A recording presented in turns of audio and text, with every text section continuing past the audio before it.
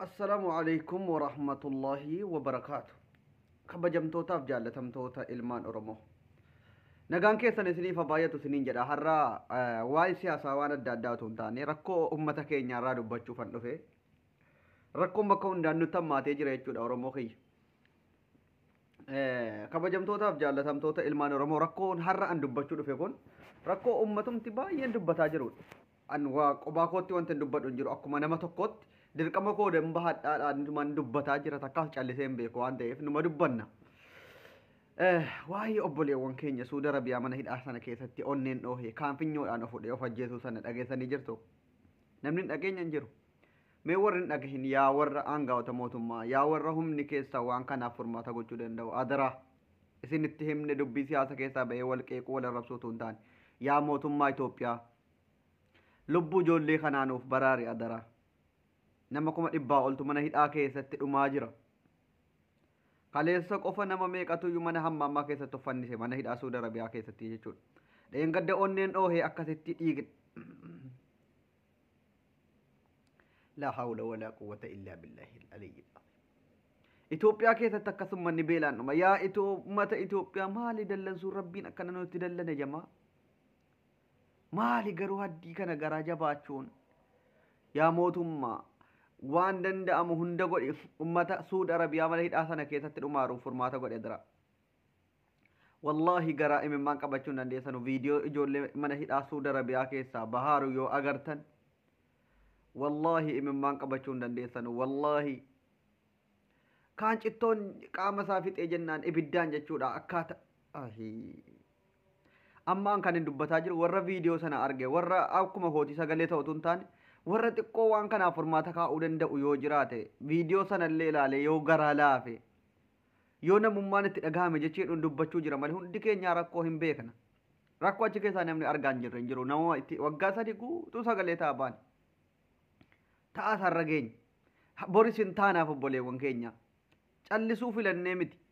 furmaanni warri akka dheengadda loosaan jalas warri gurguddaan aangoo qabanu dhaqanii mootummaa Suudiitii wajjin haasa'anii rakkoon kun akka furmaata argachuu hin dandeenye akka qoosaatti erga dhiisanii galanii nuti maal ajjaadhaaf halkanii guyyaa iyyinee boonyus furmaata dhabe bar boohun nu salchee miti bar hin boonya halkanii guyyaa obboleewwan keenya kan achi keessatti du'aaru obboleettii keenya haadha keenya bar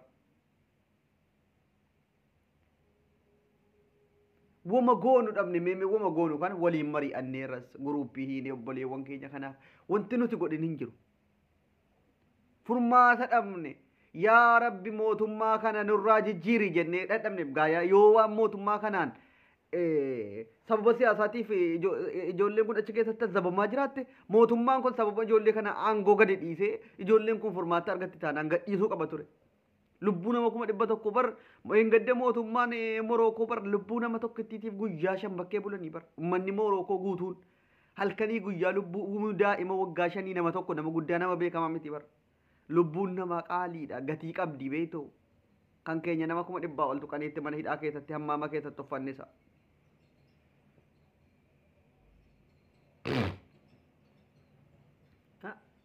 kana argaatiyyuu callisnee teenyaa maaf callistanii ilaaltu barre enuma dadhabane dhugaa dubbachuuf ustaaz Raayyaa Abbaa Maccaal kanii guyyaa sagalee ta'a maddiin jabalillee yeroo tokko dhufee furmaata waan achi keessatti godhamaa jiru nutti hima garuu furmaanni tokko argamuu hin dandeenye maali yookiin gabbaati gizee tokkichatti khalaas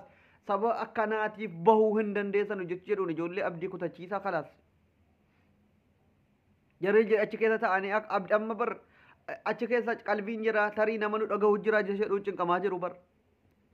nama nu dhagahu jira jechuun cinqamaa jiru bar namni jara dhagahu garuu akka hin jirre barree jirra dhugaa namni jara dhagahu akka hin jirre barree jirra dhugaa dubbachuudhaaf obboleewwan koo rabbiin isiniif abirmatu waa takka wanti isinii gochuu danda'u akka kootti yoo rabbiin farajaas hin baase rabbiin gara qurxummii keessaa guyyaa 3 keessatti Yuunus hin baase rabbiin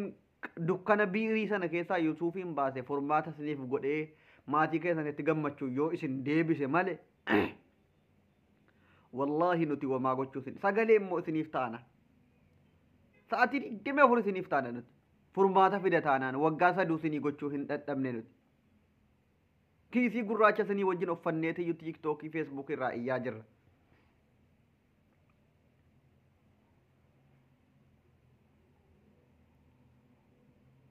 yaa obboleewwan kiyya yaa obboleewwan koo rabbiin isiniif haa birmatu wallaahi waanan jedhee isiniif dubbadhu hin qabu rabbiin isiniif haa birmatu mee deemaatii gizee tokko tokko ijoollee Suudi Arabiyaa jedhaatii sarchi godhaatii warri waan kanallee quba hin qabne yaa warra viidiyoo sana hin arginii warra onneen dhaabbatennaan dhiigni akkasitti irraa dhangala'ee du'aa jiru obboleessi kee tiruun kee kan garaa tokko ba'e otuu akkasitti si jalaa du'e hin dandeessaa. bar nama du'aa jiru kana obboleessa isaatu argaa viidiyoo kana alan akkasitti saqaayyee du'u maaltu itti dhaga'ama miira namummaa laalme inni du'e illee du'e inni taa'ee du'a obboleessa isaa akkasitti arge yoo siqaayii akkamii keessa gala cinqii kamii keessa gala haati yoo viidiyoo kana yoo argite ilmoo isiitii akkanatti saqaayyee ilmoo isiitii akkana cittoodhaan dhumee ibiddaan taa'ee of gubu gaafa argitu haati yoo maaloo garaa laafaa maaloo garaa laafaa maaloo yaa warra mootummaa garaa laafaa yaa warra wanta kana gochuu dandeessanu garaa laafaa barmi dhugaa dubbachuuf miidiyaan kamuu callisee hin beeku dhugaa dubbachuuf waa ijoollee Suudi Arabiyaa nuti akka waan miidiyaan baasuu danda'uutiyyuu nama komanna namaa miti furmaanni rakkoonsaa jabaadha siyaasaan wal qabate siyaasaan wal qabate dubbiin miidiyaan oomisheen ijoollee Suudi Arabiyaati sagaleen ta'u jennee itti iyyinee taasifne miidiyaa kamirrattuu sagalee taasifne BBC afaan Oromooillee taasifne furmaanni jiru garuu ammallee waa ta'u godhabameera rabbiin isin awwaa tokko waa biraa mootummaatti abdii godhee mootummaatu ijoollee kana naaf galchaa mootummaatu obboleewwan koo kana naaf galchaa jedhee abdii tokko irraa fixadhe akka kootti garuu rabbi irraa abdiin hin muratamu dhugaa dubbachuuf rabbi irraa abdiin hin muratamu hinuma baatu abshiraa isiniin jenna abshiraa obboleewwan kankoo rabbiin isiniif jira rabbitu isiniif jira mootummaan gadi hin eeggatinaa qalbii tokkoon gadi hin eeggatinaa mootummaa irraa nu warri sagalee isinii taanu rakkoodhuma keessantu garaa nu nyaannaani malee nuti furmaata isinii gochuu hin dandeenyu sagalee keenya dhageessisuun garuu hanga ta'e abdii isinitti hora lakka obboleewwan bakkeedhaa sagalee naaf ta'u qabaa jecheedha qofittii isin fayyada.